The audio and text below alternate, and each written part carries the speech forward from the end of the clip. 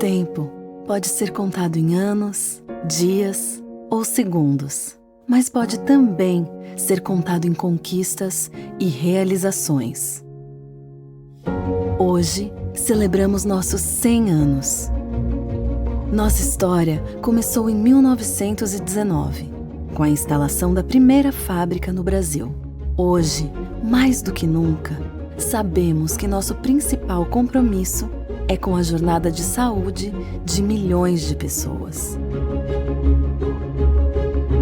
Hoje comemoramos o passado, mas é importante lembrar que escrevemos o futuro todos os dias.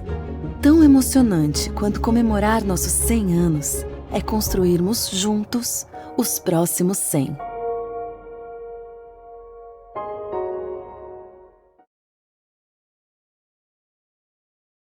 E, em nome da BHH e da Sanofi, quero dar as boas-vindas a vocês e agradecer pela participação de todos, e especialmente dos nossos palestrantes, a doutora Fernanda e o doutor Daniel, para a gente fazer um bate-papo sobre a anticoagulação em pacientes com Covid, que eu acho que a gente tem um bocado de coisa para discutir. A doutora Fernanda, ela é médica hematologista, professora do Departamento de Patologia lá da Unicamp, e o doutor Daniel, ele é médico hematologista da Universidade Federal de Minas Gerais, das Altaneiras, né, Daniel? E a gente vai começar com a apresentação da doutora Fernanda, depois do Daniel, e a ideia é fazer uma apresentação rápida, colocando alguns pontos só para a gente situar o problema, mas focar bastante nas questões que vocês propuserem. Então, eu vou pedir muito que vocês coloquem no chat as questões para a gente discutir e fazer esse bate-papo em torno das nossas dúvidas.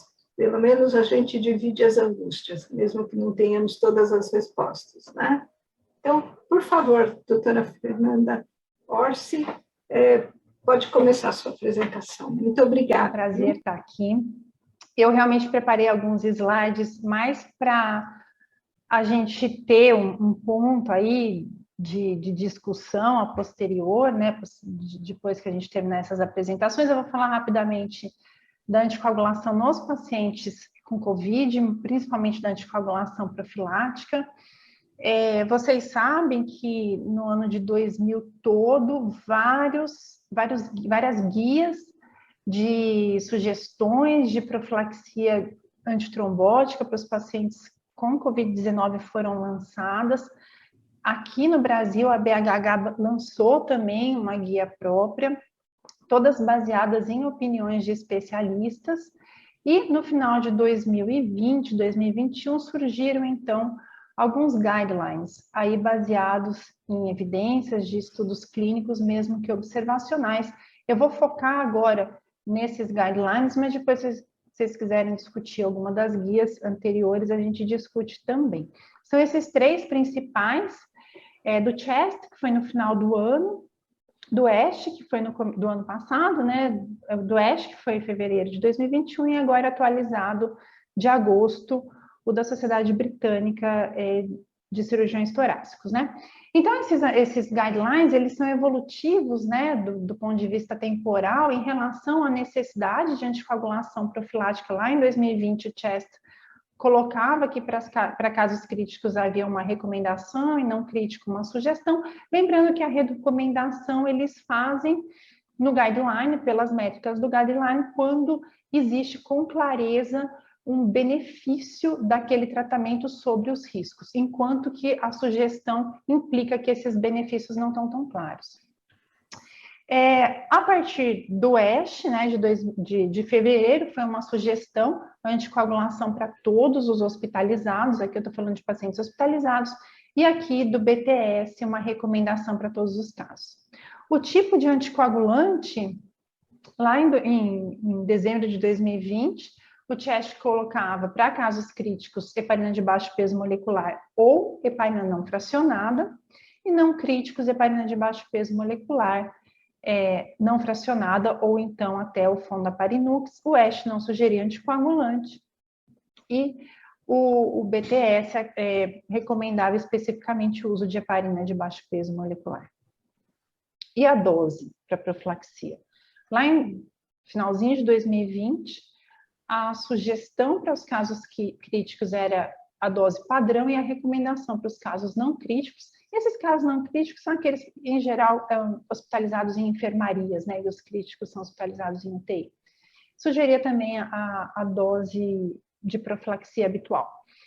Também o ESH sugeria a dose padrão de profilaxia sobre a dose intermediária ou terapêutica, ambos nos casos críticos ou não críticos. E aí, no guideline da Sociedade de Cirurgiões Torácicos do Reino Unido, eles já colocam em agosto, quando eles atualizarem, uma possibilidade de se usar a dose terapêutica nos casos não críticos, que são esses internados em enfermaria, mas considerar as contraindicações e riscos hemorrágicos. E eles fazem essa recomendação baseado nesses estudos lançados por essa multiplataforma, por esse grupo de estudos randomizados, que daí eu vou mostrar para vocês um pouco mais aqui para frente o que esses estudos trouxeram. Anticoagulação pós-alta, o CHEST recomendava que a profilaxia deveria ser mantida apenas durante a hospitalização, o ESH não mencionava nenhuma recomendação ou sugestão pós-alta, e aqui também, recentemente, esse guideline sugeriu que não há indícios de benefício de se manter a anticoagulação profilática após a alta.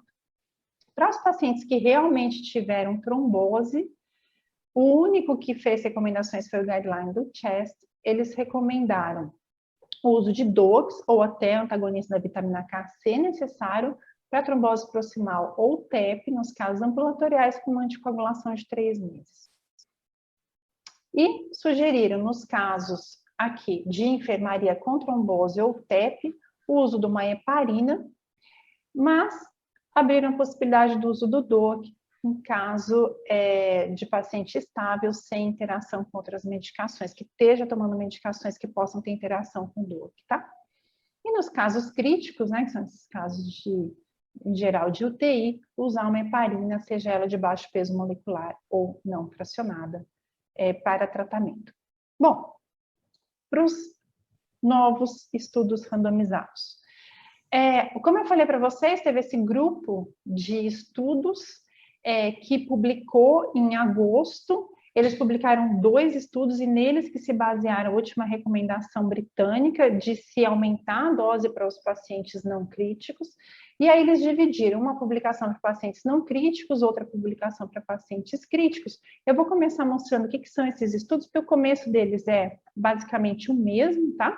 Então, ambos são randomizados, open label, né? Então, os pacientes, os médicos sabiam o que o paciente estava recebendo. O que eles compararam? A dose terapêutica de heparina contra uma profilaxia farmacológica. Isso é importante já de cara a gente saber por quê. Porque o grupo de comparação foi muito heterogêneo. Teve essa dose profilática de heparina de um lado, mas dose terapêutica de heparina de um lado, mas a profilaxia farmacológica variou muito de centro para centro padrão, ajustada ao peso, dose intermediária.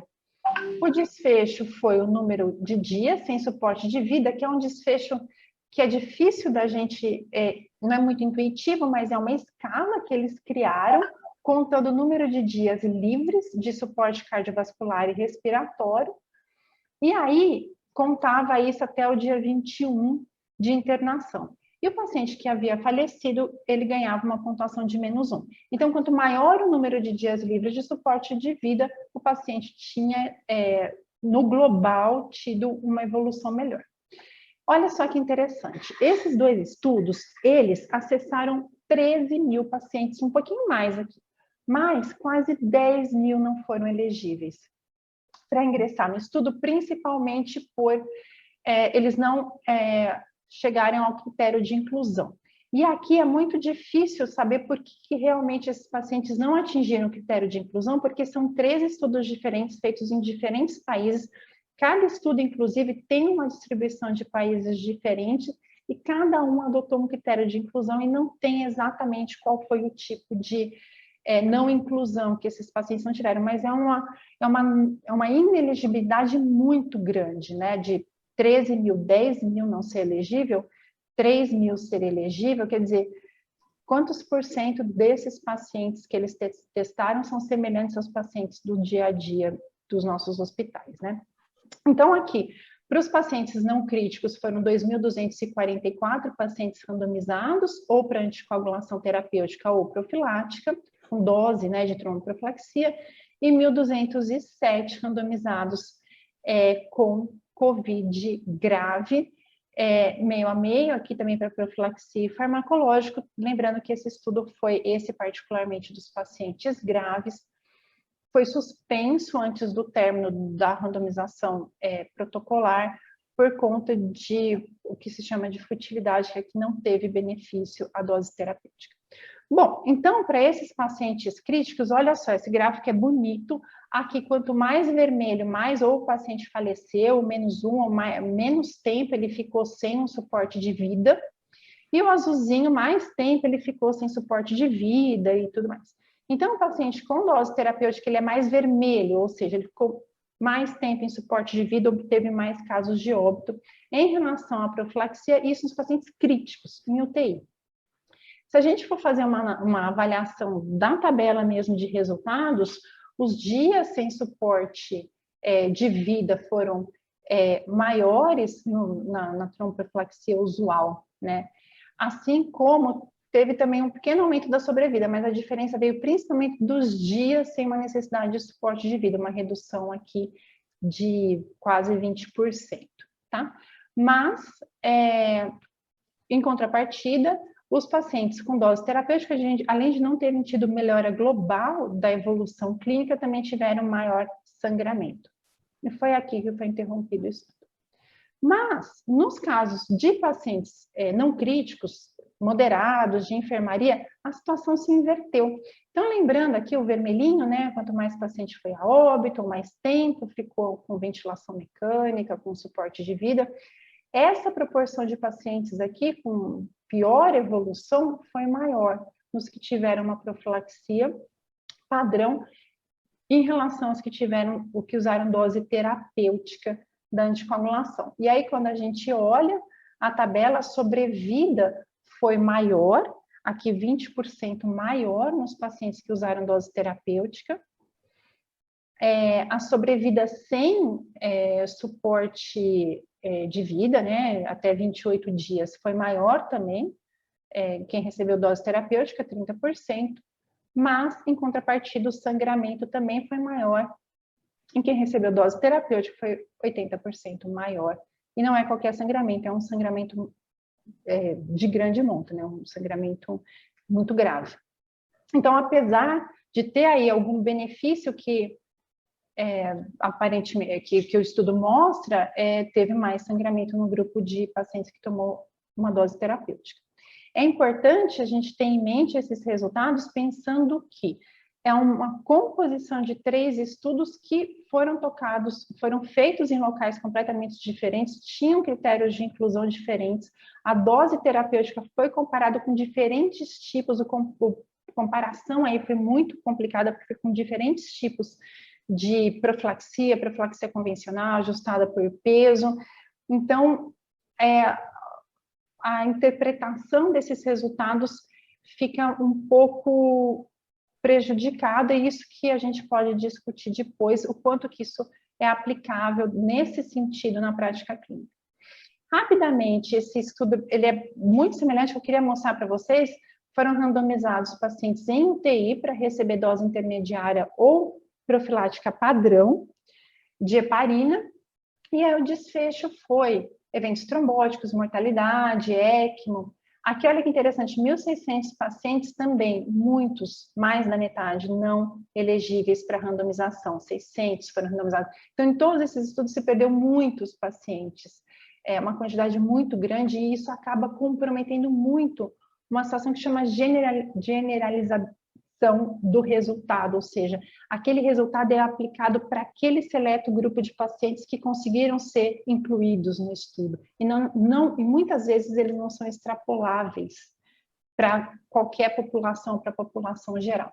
E aqui comparando então o resultado do estudo, dose intermediária padrão de profilaxia com enoxaparina, teve aqui uma probabilidade do evento primário que foi, então, essa composição de eventos trombóticos, ECMO e mortalidade, foi semelhante aqui ao longo dos dias após a randomização, mostrando que a dose intermediária não é melhor do que a dose padrão de profilaxia para pacientes em UTI.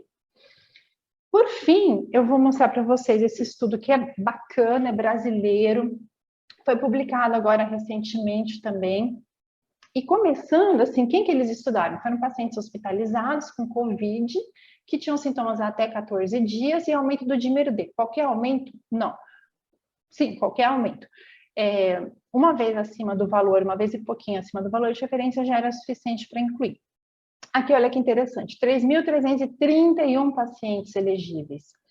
Também a grande maioria foi excluída por diversas causas.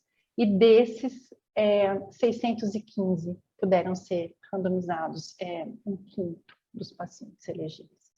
O tratamento é completamente diferente a comparação. Aqui eles estão comparando dois tratamentos diferentes de profilaxia. Um baseado em DOAC, principalmente porque se usou ou DOAC ou enoxaparina conforme a estabilidade, mas a grande maioria dos pacientes estava estável. Então, a grande maioria dos pacientes recebeu rivaroxabana, um DOAC, durante a internação, mais 30 dias, contra enoxaparina profilática, dose padrão profilática, durante o período de internação. Então, aqui também o comparador aí é muito diferente do que, em geral, a gente discute na prática clínica e os outros estudos mostraram também.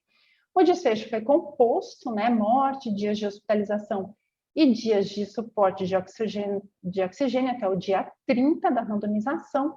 Aqui eles fizeram uma análise interessante, que eles avaliaram a porcentagem de pacientes que fizeram a profilaxia terapêutica com DOAC versus a profilática com enoxaparina, e eles viram que a maioria dos pacientes que fizeram a profilaxia padrão com enoxaparina teve uma sobrevida maior do que os que fizeram a dose terapêutica, assim como a duração da hospitalização foi menor nesses pacientes que fizeram a profilaxia, em comparação dos que fizeram DOAC terapêutico, e também a necessidade de uso suplementar de oxigênio foi menor em tempo nos pacientes que usaram a dose profilática, e 24% dos pacientes tiveram empate entre esses critérios. Eles usaram aqui o tempo de duração dessas situações, e se o paciente tinha 2 dias ou mais do que o outro grupo, esse grupo ganhava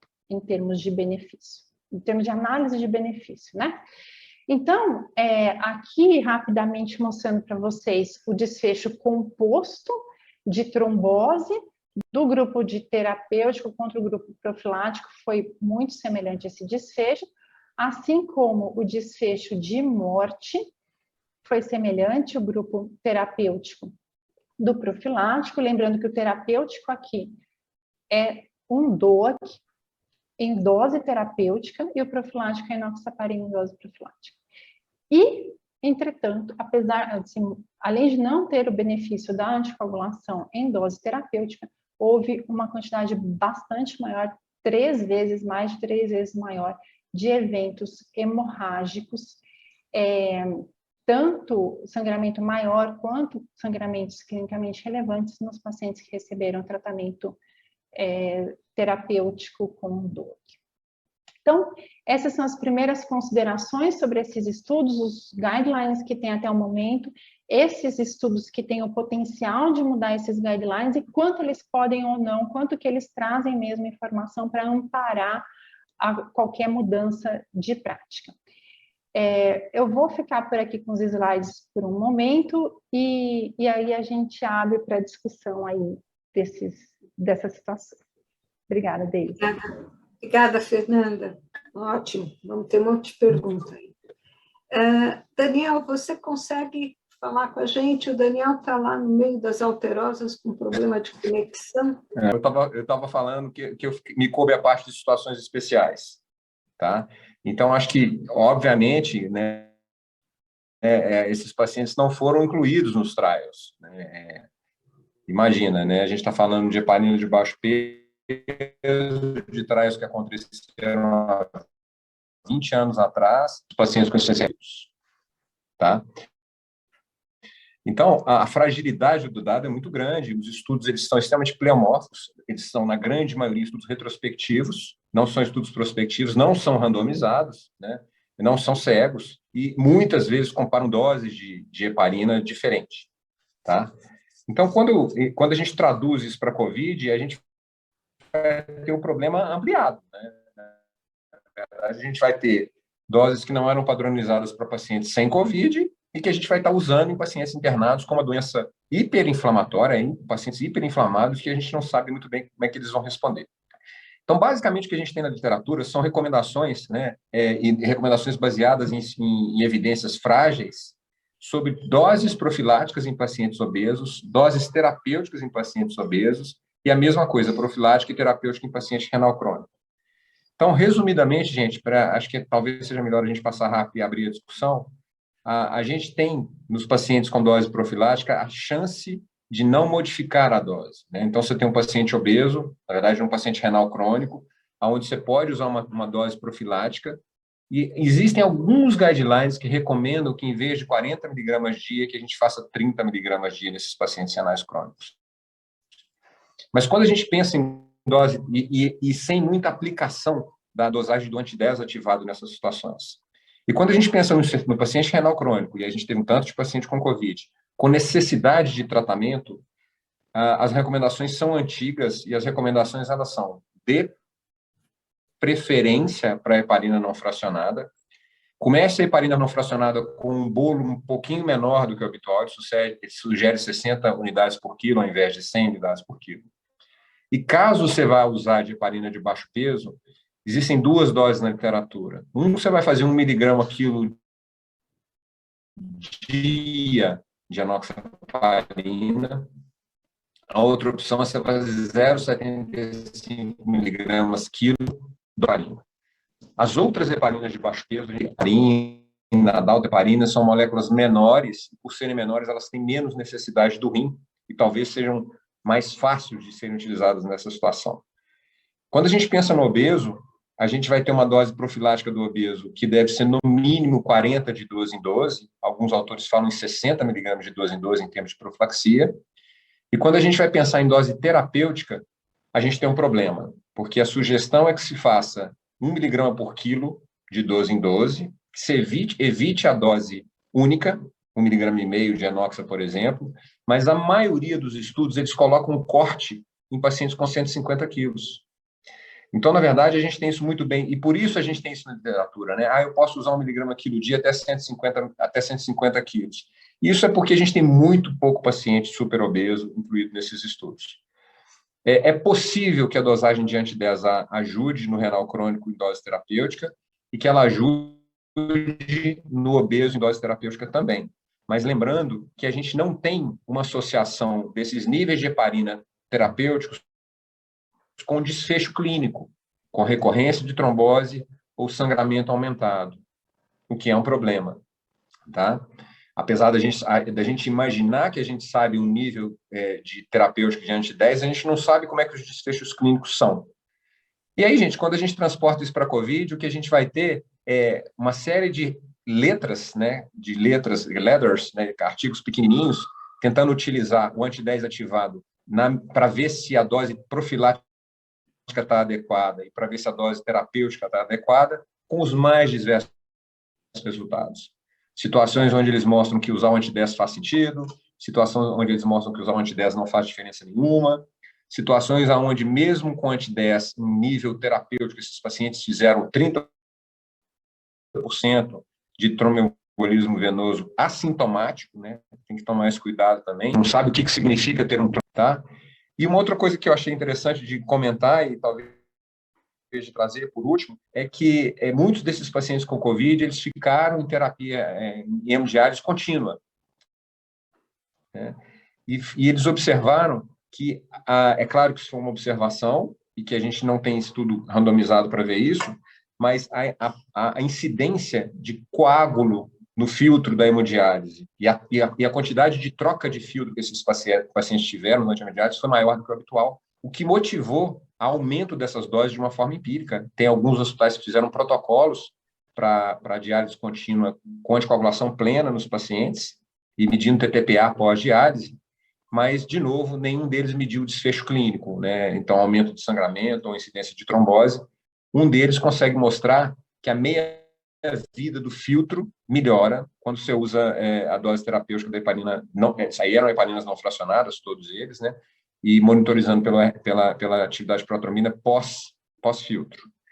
Então, acho que a gente tem uma limitação grande da informação no renal crônico e no obeso já, fora Covid. Na Covid, esse dado fica ainda mais frágil e a gente tem a evidência que a gente tem e as condutas que a gente está tomando, ela foi muito mais baseada em opinião, em situações vividas, em experiência clínica, em casos que as pessoas viram, do que, na verdade, em estudos bem embasados. Era isso um pouco, é claro que fica prejudicado, mas eu acho que dá para a gente chamar atenção para esses pontos e a gente discutindo alguma coisa desse. Obrigada, Daniel. Eu acho que a gente podia passar para as primeiras perguntas do chat. Então, eu vou colocar para vocês a primeira pergunta, que foi a Yara que mandou para a gente. Eu vou ler para vocês, tá? Tenho recebido inúmeros pacientes pós-alta com dosagem sistemática de dedímero e manutenção de anticoagulação com DOAC, sem evidência nenhuma de trombose, com funcionalidade totalmente retomada, né, do paciente, sem outros fatores de risco para a TEV. Eu suspendo o DOAC nessa situação? O que vocês acham? Quer começar, Fernanda? Eu acho que a pergunta foi direta, a minha resposta vai ser Fernanda, direta quer começar? também. Eu vou só terminar, Daniel, tá bom? Então, eu vou dar uma resposta direta. Eu suspenderia o DOAC, vou dizer por quê. Por um lado, o risco trombótico desses pacientes não é exatamente conhecido, mas provavelmente é muito baixo. Existem vários relatos já mostrando que o risco trombótico de pacientes pós-alta que se recuperaram é muito, muito baixo. E, em contrapartida, esse paciente está sob um risco hemorrágico grande. Todos os estudos de comparação de profilaxia estendida após alta, principalmente com os DOACs, mostraram um aumento do risco hemorrágico que fazia com que o benefício dessa anticoagulação profilática para os pacientes de alto risco trombótico já não compensasse. Imagina um paciente que nem alto risco trombótico tem. Então, eu particularmente acho essa conduta muito perigosa, porque a gente acaba imaginando um risco trombótico por um marcador que não está validado para tal, que não sabe nem por que está aumentado, e acaba colocando o paciente num risco hemorrágico grande, e a porcentagem de eventos hemorrágicos maiores, que são eventos de sangramento do sistema nervoso central, sangramentos debilitantes, coisa de 2% às vezes. Então é muito grave ter esse tipo de tratamento para um paciente que não tem um benefício nenhum, claro, em relação a isso. Ele já sangra sozinho, né? Você nem precisa dar anticoagulação para ele que ele sangra. Então, é muito complicado. A gente tem que pensar nos dois lados da balança desse tratamento anticoagulante. Aí, o que é o benefício, o que é o risco dele. E, nesse caso, para mim, eu não tenho dúvida de que o risco ele está aí sendo maior do que qualquer benefício. Tendo por base esses tratamentos de profilaxia estendida pós-alta. Resposta super completa, mas eu queria ouvir o Daniel também. Deise, eu concordo com a Fernanda completamente. Né? Eu acho que a única situação, esse paciente é um paciente que não deve ter nem internado, pelo que eu entendi da pergunta, né? A única situação que eu acho que merece pensar, e aí os trabalhos grandes também mostram para a gente isso, os trabalhos de profilaxia em paciente clínico pós-alta, é que é super importante a gente ter uma estratificação de risco trombótico desses pacientes.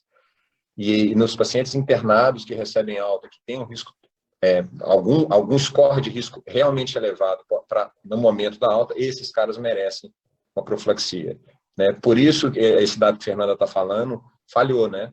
Quando você vai comparar incidência de trombose pós-alta do paciente clínico com incidência de sangramento, ele foi mais ou menos o mesmo. Porque provavelmente os pacientes foram mal escolhidos, né? Mas o paciente ambulatorial, a gente tratar de dímero D não faz nenhum sentido, né? Isso acho que é o ponto importante, né? E os pacientes estão cobrando isso é o mais impressionante, né? Os pacientes estão chegando no consultório como se o dímero D fosse um marcador realmente importante para a trombose e achando que é uma loucura ficar sem anticoagulação, né? Isso vem não só do médico, mas isso vem também dos pacientes. Sim. E a falta de orientação sobre o risco do tratamento, né? E mesmo para os pacientes clínicos que têm alta, não está claro qual que é o melhor score, ou se existe algum score de avaliação de risco pós-alta, né? Então, não tem nem para os pacientes clínicos, muito menos para os pacientes COVID. Então, assim, realmente o paciente está sendo exposto a um risco hemorrágico, muito provavelmente de forma desnecessária. E o significado desse dedímero, acho que vale a pena a gente reforçar essa ideia, porque ele nem sempre representa, provavelmente não representa um evento trombótico andando, né, ativo. Não. Você pode ter dados espúrios, influência de anticorpos heterólogos que dão dosagem de dedímero alto e o paciente, na verdade, não tem processo trombótico em andamento. E ainda tem mais, né, Beis? Assim, existe, né, assim, sabido, né, a quantidade de fibrinólise perialveolar que os pacientes com COVID têm, né? E essa fibrinólise perialveolar, que provavelmente está levando esse dedímero lá em cima, ela não deve ser um marcador de risco de PVP, né, de trombose profunda. Talvez ela seja um marcador de risco de resposta inflamatória, de microtrombo, de lesão de endotélio. Você acha que ela ainda seria no paciente depois da alta, que já se recuperou, o Daniel? A gente não sabe isso, né? Tem um trabalho que mostra que 30% a 40% dos pacientes vão permanecer com dímero D alto após 90 dias da infecção. E esse trabalho é cheio de falha, o trabalho, mas assim, tinha de tudo lá. Tinha gente que não tinha internado, né? Tinha gente internado, tinha gente ambulatorial, tinha gente... E o dímero D lá em cima, quer dizer, eu acho que a gente ainda não sabe realmente o significado desse dímero D nos pacientes com COVID, a não ser dele ser de morte para paciente internado. Né? E ele é um marcador de morte para paciente internado. E também você pode ter a trombose, mas ele talvez... a COVID crônica, né? A COVID... Sim. Teoricamente, né? Sim. Então, e um dado interessante desse trabalho que o Daniel citou é que eles seguiram os pacientes, né? Acho que 20 e poucos % dos pacientes não hospitalizados mantinham dímero D alto 4 meses depois do quadro agudo, né? Mas os outros marcadores tinham negativado, o PCR Exato. tinha negativado, os tempos de coagulação TPPA, ATP tinham normalizado também. Então, era só o dedímero aumentado. O que quer dizer esse dedímero aumentado? É uma grande questão, é até bastante interessante, né, de observar isso. Mas aí já assumir que isso é um risco trombótico, que é uma hipercoagulabilidade, aí tem muito que se investigar antes, porque talvez não. Né? É aquela história, né, gente? São desfechos intermediários, nem sempre vão se tornar em desfechos finais, né? A gente cansa de ver isso, né, de exemplo na literatura, né? Alguns marcadores que, teoricamente, vão predizer algum desfecho clínico, que, na verdade, não são capazes de fazer isso. Né? Uhum. Outra pergunta que surgiu é o paciente que teve trombose na internação e vai sair anticoagulado,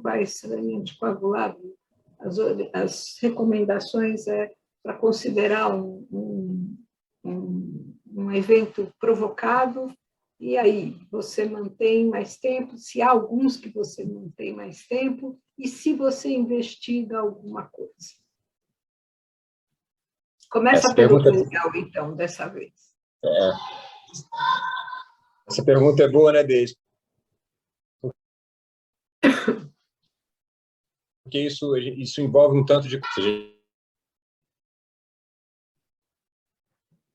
Ih, Daniel, a gente está te perdendo. A gente foi imaginar, né? Eu acho que a coisa importante, né? Transitório, 3 a 6 meses de anticoagulação é o suficiente. É óbvio que a gente precisa saber como é que esse paciente está, né? Como é que ele vai andar nesses 3 meses, se ele está bem, se ele desinflamou. e se as coisas estão correndo bem, mas, a princípio, e de uma forma geral, são tromboses com desencadeantes importantes, né? 3 a 6 meses de anticoagulação e, na verdade, sem necessidade de estudar nada, né?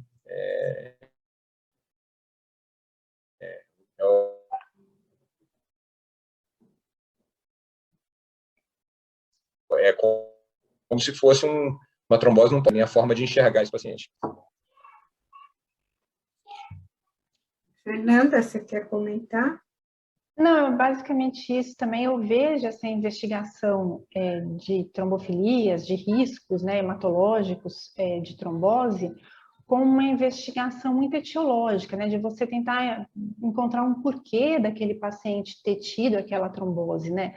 Mas um paciente hospitalizado por Covid, ele tem todos os porquês determinantes para ter tido aquela trombose, insuficiência respiratória, imobilização, a própria hospitalização. Então, não existe querer ter outros porquês, né? Ele já tem, a menos que tenha uma história familiar muito rica. Se tiver uma história familiar muito rica, pessoas jovens na família, com tromboses espontâneas, talvez até vale a pena considerar como uma curiosidade etiológica. Mas aí o outro objetivo é avaliar como é que vai ser a profilaxia secundária desse paciente. Se ele vai ter que tomar uma anticoagulação definitiva, usar uma anticoagulação definitiva, se você vai poder tirar a anticoagulação. E, na verdade, o que determina isso não é essa investigação, é a característica do evento inicial. Se foi provocado, se foi espontâneo, né? E num paciente com um evento claramente provocado, existe já muitos trabalhos mostrando que o risco de recidiva é baixo. E não há necessidade de se manter uma anticoagulação estendida. Então, eu também não vejo motivo para fazer essa investigação, nem do ponto de vista etiológico, nem do ponto de vista prognóstico. Perfeito. Tem 2 perguntas, pelo menos, sobre o trial Michel. Então, o que acham do Michel, né, que avaliou a rivaroxabana por 35 dias após a alta do Covid? Aí quem pergunta diz que reduziria o evento trombótico em 67%. E a outra pergunta, ainda em relação à tromboprofilaxia estendida, se vocês usam esse protocolo do Michel, que orienta a prescrever para o paciente com IMPROVE maior ou igual a 4, ou IMPROVE 2,3 com dedímero, né, maior que o limite superior da normalidade e baixo risco de sangramento. Quer dizer, como é que decide e com que droga usa? Bom, você quer falar, Daniel? Posso falar. Eu acho que tem uma coisa super importante. O Michel não foi publicado ainda, né? Eu acho. Eu estava dando uma olhada, eu, na verdade, vi os slides da apresentação, ele foi apresentado em um congresso, não estou enganado, e o que me chama a atenção no Michel é o tamanho dos números absolutos que a gente tem. Eles são muito pequenos, né? Então, quando a gente fala de uma redução do risco relativo de 67%, eu posso estar falando bobagem, gente, mas isso em número absoluto é menor do que 0,3%. Então, se a gente for olhar o número de pacientes que a gente tem que tratar, ainda é enorme para a gente evitar um evento, tá? Então, acho que o primeiro cuidado que a gente tem que ter é olhar como é que foram os números absolutos nesses estudos. E, apesar de ter sido feita uma estratificação de risco, né, com IMPROVE e dímero, talvez a gente ainda não saiba quem são os pacientes que realmente merecem essa profilaxia estendida, tá? Então, acho que o único cuidado é esse. Eu acho que a gente ainda está aprendendo sobre isso, tá? Então, não é claro na literatura. Eu acho que os serviços, né, os hospitais precisam de criar um padrão, e que esse padrão seja seguido, e que as pessoas saibam das limitações que a ciência tem a respeito desse tipo de informação, tá? Mas eu acho que o paciente, sim, que sai de uma internação prolongada de um hospital, ele merece, no mínimo, ser estratificado quanto ao risco de evento tromboembólico, e essa decisão tomada, de preferência, num protocolo que seja institucional e não individualizado. E lembrando que a gente está falando de números muito, muito baixos, e o que Fernando comentou há pouco tempo é uma verdade. A maioria desses estudos que estendeu profilaxia em paciente clínico, o sangramento antagonizou o benefício da diminuição do risco de trombose. Fernanda? É isso, o risco trombótico é muito difícil de ser avaliado para alta do paciente. Eu acho que tem algumas situações, às vezes, absolutas, o paciente ainda vai de alta e vai ficar imobilizado por alguma situação, vai para casa com um balão de oxigênio, alguma coisa assim. Tem algumas situações meio absolutas. Mas é muito difícil separar o joio do trigo aí desses pacientes e separar o paciente que você vai causar um dano e o paciente que você vai realmente causar um benefício, tendo em vista que o risco trombótico aparentemente não é alto, pós-alta. Não.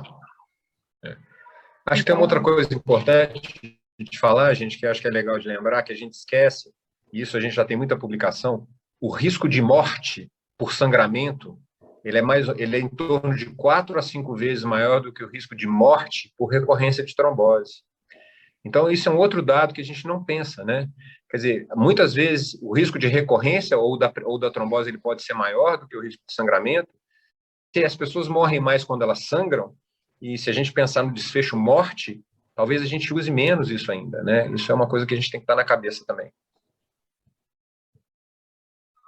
Mesmo com a dose baixa que é usada, né? Que é a dose profilática. Mesmo com a dose baixa. A gente vê que tem os estudos, como a Fernanda salientou, que são pacientes que sangram sozinhos. Paciente que cai, paciente que tem uma sarcopenia importante, então fica mais fácil cair, né? Uma perguntinha aí a mais sobre o anti-10. Vocês veem a utilidade? Quer dizer, quando você, no paciente renal, quer dizer, fazer anti-10 é bom para vocês evitar acúmulo da heparina, que ela acumula de fato, né? Vocês queriam comentar alguma coisa? Deise, acho que sim, é importante isso. Primeiro, porque eu acho que isso não é realidade. Na verdade, isso deve ser a realidade da minoria das pessoas no Brasil, né? Acho que isso é o primeiro ponto importante. O segundo ponto importante, igual eu comentei, esses níveis de anti-10, eles não foram correlacionados com o desfecho clínico. Então, assim, um anti-10 baixo não necessariamente significa risco de recorrência e um anti-10 alto não necessariamente significa um risco de sangramento, o que é um problema. Se a gente olhar na literatura, a gente vai achar uma certa variação entre os níveis que eles consideram como terapêutico e como profilático. Então, até o que é a nível ideal profilático, nível ideal terapêutico, não é claro.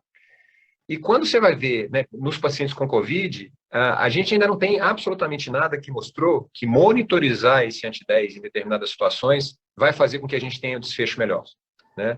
Então, eu acho que quem tem disponibilidade talvez devesse usar isso em protocolo de pesquisa ou na verdade, está gerando dado, gerando informação para a gente aprender com isso, acho que isso é importante, mas eu não acho que é impossível, está longe de ser impossível você manejar um obeso mórbido, um renal crônico, sem as dosagens de anti-10, né? Eu não acho que isso é absolutamente necessário, não. Eu acho que é possível da gente fazer isso sem o anti-10. Claro que em casos extremos, né, eu tive uma paciente no Hospital das Clínicas que era um pós-parto com 240 quilos e uma trombose aguda no pós-parto. Eu queria muito ter um anti-10 nessa hora lá para saber como é que eu estava conseguindo fazer. O renal crônico, a dose de 1 miligrama quilo dia, ela é razoavelmente bem estudada, né? Então, talvez dê para a gente usar a enoxaparina. A tinzaparina a gente não tem, mas é uma molécula pequenininha. E a gente pode usar ela em paciente até com clearance até 20 ml por minuto, né? Então, a gente ganha mais um espacinho para usar. Então, e aí a gente tem a heparina não fracionada, né, gente? Que a gente consegue manejá-la bem nesses pacientes, né?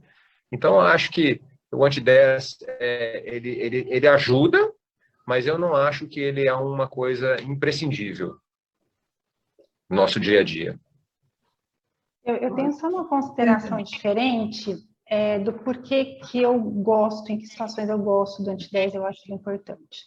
Eu concordo com o Daniel que o anti-10 ele não vai ajudar a ajustar a anticoagulação do paciente, pensando que ele vai ficar mais anticoagulado, vai prevenir melhor ou vai tratar melhor a trombose dele. Mas eu acho que em algumas situações, paciente renal crônico, pós-transplante renal, neonato, É importante o anti-10 para ver se a gente está dando a dose profilática ou a dose terapêutica, se você quiser dar a dose profilática. E aí, se você quiser fazer uma profilaxia num paciente renal crônico e ele está acumulando aquela dose, os níveis de anti-10 já vão mostrar que ele vai estar numa faixa de dose mais terapêutica, em torno de 1, um pouco mais do que 1, desnecessária para aquele caso que pode colocá-lo em risco de vida. Então, eu gosto particularmente, eu acho que para essa situação anti-10A ele tem muita utilidade, para você ver se realmente o paciente está numa dose terapêutica, profilática, e não está extrapolando para uma dose terapêutica desnecessária que pode colocá-lo a um risco hemorrágico maior. Então, nessas situações, eu acho importante, sim, ter o anti-10, e eu acho que alguns hospitais a gente realmente não tem, na maioria dos hospitais, mas hospital que faz transplante, qualquer que seja, que tem ECMO, hoje em dia tem que ter anti-10. Eu acredito que ele é um exame cada vez mais necessário, sim. Perfeito. Na verdade, assim, eu acho que às vezes, nessas situações que a gente tem pouca informação, e o doente está lá, você precisa tomar atitude e controlar. Ele é uma ferramenta que te ajuda a saber onde você está pisando. Né?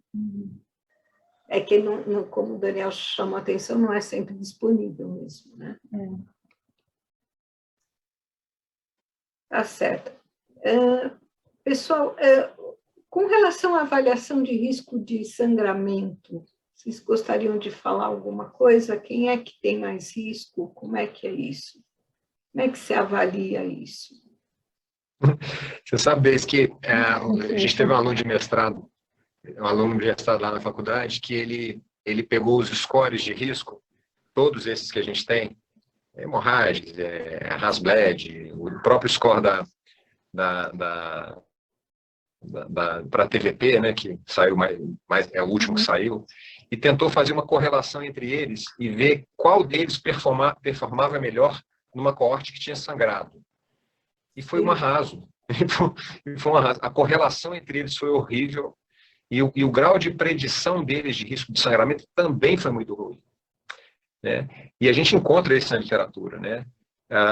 Mas é o que a gente tem, né? O outro lado da história é o que a gente tem. Eu acho que, de novo, as instituições têm que ter um tipo de score definido, onde você vai fazer uma avaliação de risco de sangramento e aquilo te ajudar no raciocínio individualmente de cada um dos pacientes. Mas eles são muito frágeis. Sim. E lembrar também que muitos foram desenvolvidos para o warfarin, né?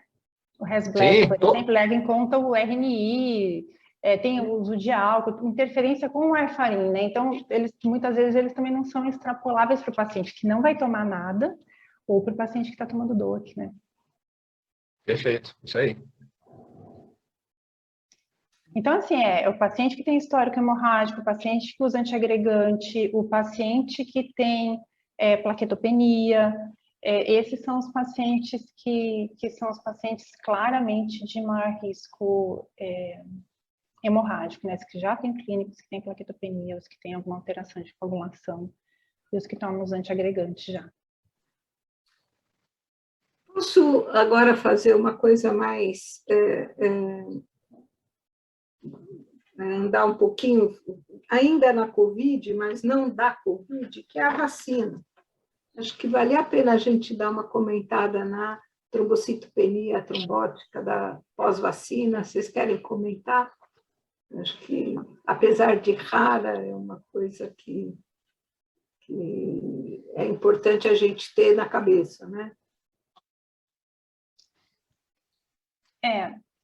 Eu particularmente não tenho nenhuma experiência clínica com isso, a minha experiência é do que eu li na literatura e que eu vi de discussões, né? Realmente é uma situação muito rara, mas que ocorre com uma fisiopatologia bastante semelhante com o que ocorre a trombocitopenia induzida pela heparina,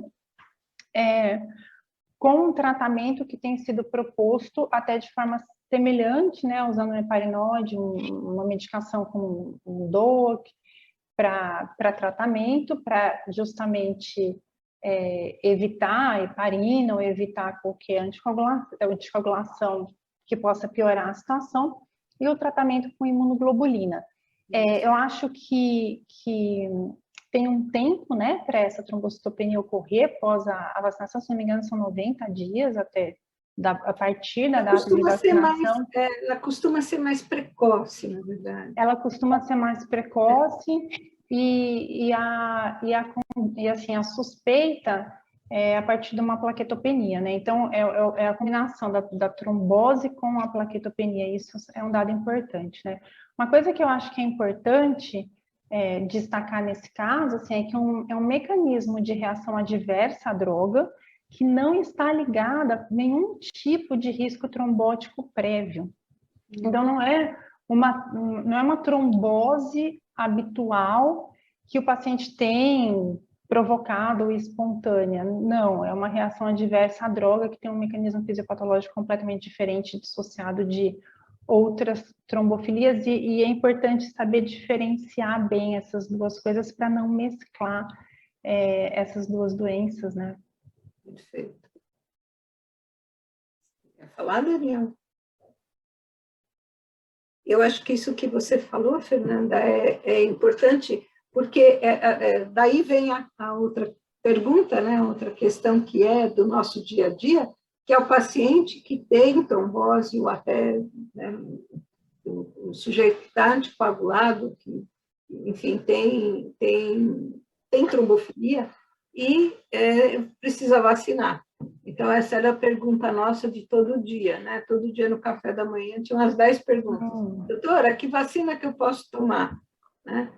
E, na verdade, não tem nada a ver uma coisa com a outra. Não, a trombose dele não significa risco para esta manifestação. Aliás, a gente sabe muito pouco de risco para essa manifestação, né?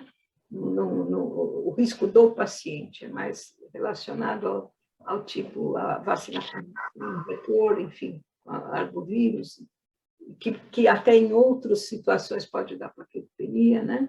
Mas que não tem nada a ver com a trombose que ele tem. Então, todo mundo me perguntava aqui, que vacina que eu posso tomar? Qualquer uma que você que tiver perto do braço, e ficar atento a isso, né? Ficar atento no pós-vacina, ficar atento ao diagnóstico de trombose e sempre fazer o hemograma, que foi uma coisa que a gente acabou analisando alguns casos dessa situação de trombose pós-vacina, e é interessante que, às vezes, o sujeito fazia até uma TVC mesmo, que era o mais frequente, né, nessa situação, e o sujeito esquece de pedir um hemograma, e isso é fundamental. Então, a gente não esquecer de olhar a contagem plaquetária nesses pacientes, né? Eu gostaria de acrescentar, Deise, que assim como esse mecanismo, ou os fatores de risco que vão levar à ocorrência dessa trombocitopenia associada à vacinação, eles também não são preveníveis com o uso de anticoagulação profilática, nem de antiagregação plaquetária profilática. Então, assim, não há proteção contra essa reação se o paciente usar qualquer tipo de medicação antiagregante ou anticoagulante antes e 30 dias depois, ou qualquer que seja o regime que tem se visto por aí, não vai evitar dele ter isso. Se ele tiver que ter, ele ainda vai estar anticoagulado ou antiagregado, quer dizer, também expor um paciente a risco sem nenhum benefício, né? Tem gente fazendo anticoagulante para tomar vacina. Né? Um chá de bolo, mas o anticoagulante não faz sentido mesmo. Tem uma pergunta aqui, que eu acho que é nesse caminho, mas deixa eu... Vocês têm conhecimento de algum trial concluído ou em andamento para possíveis tratamentos para a VIT, né, para a trombocitopenia trombótica induzida pela vacina? E a pessoa que pergunta, ela já responde o óbvio, né? Que é a dificuldade em virtude de uma doença pouco frequente. Você não vai ter trial, nem vai ter estudo, você vai acabar sendo observacional mesmo. Uhum. E aí a dificuldade de localizar e de fazer dificuldade de localizar boas evidências. Na verdade, A grande coisa da trombocitopenia trombótica da vacina foi pensar que ela podia ser pelo fator 4 plaquetário e ir lá procurar e ter, né? Foi bem interessante quando você viu o insight dos ingleses, né? Que foram eles que perceberam e que foram atrás e encontraram os anticorpos antifator 4 plaquetário. Mas, na verdade, é o que você vai ser, e eu acho isso importante, gente, porque não muitas coisas você vai ter que tratar sem evidência. Uma delas, por exemplo, é a anticoagulação em grávida. A gente não tem esse dado, a gente supõe várias coisas, né? Então, você entender como funciona a fisiopatologia da doença, como funciona a farmacologia da droga, né? E tratar, e se basear nesse mecanismo mesmo. Né? E o que tem de conhecimento da HIT, né? A gente sabe isso mesmo. Né? Você quer falar, Daniel? Meu som está péssimo, vocês estão me ouvindo, gente? Está cortando horrores aqui. Eu estou queimando aqui para ver se melhora. São as alterosas. Não, eu acho que a única coisa que eu queria acrescentar, Deise, que acho que você comentou já, é importante, né? Olha que coisa, eu atendi hoje no consultório um menino que fez uma trombose porta, 24 dias depois da vacina, chegou em vários pronto-atendimentos queixando de dor abdominal, e ninguém fez um exame de imagem abdominal dele sabendo que ele tinha tomado a AstraZeneca há menos de 15 dias, quando ele começou a ter sintoma. Ele não fez plaquetopenia, então a gente nem sabe o que é o quê, né? Nem sabe se existe realmente uma correlação, mas tinha que ter sido pensado para ele, né? No pronto-atendimento de mais de um hospital bom aqui em Belo Horizonte. Então, acho que essa chamada para a gente ter atenção entre o 4º e o 20º, ou o 4º e o 30º dia após a vacinação, de dor de cabeça, de dor abdominal, né? E, né, isso passar pela cabeça das pessoas é importante, porque isso pode salvar a vida, né? Isso, né, um tratamento precoce de uma VIT significa viver ou morrer. Metade das pessoas vão morrer se não forem tratadas, né? Acho que isso é que eu acho que é importante. É dramático. É importante ter essa vigilância, né, desses casos que estão sendo vacinados, não só a AstraZeneca, a Janssen, a Pfizer também tem casos de trombose cerebral que não é trombocitopenia induzida pela vacina, é trombose mesmo, né, e não tem como, não tem outra forma de notificar se não suspeitar e às vezes até fazer mais testes do que se faria ali na unidade de pronto atendimento para realmente fazer uma tomografia, fazer uma avaliação um pouco mais ampliada, pensando que o paciente teve realmente exposição a um fator que pode ter sido desencadeante de uma trombose. Especialmente agora que a gente está tendo vacinação de gente mais jovem. Exato, exatamente. Que é um número muito maior de pessoas, né? E o Brasil ainda não está tão velho assim, mas o número maior de pessoas e a gente está vendo. Certo? Mais alguma coisa, gente? Acho que eu não tenho mais pergunta no chat.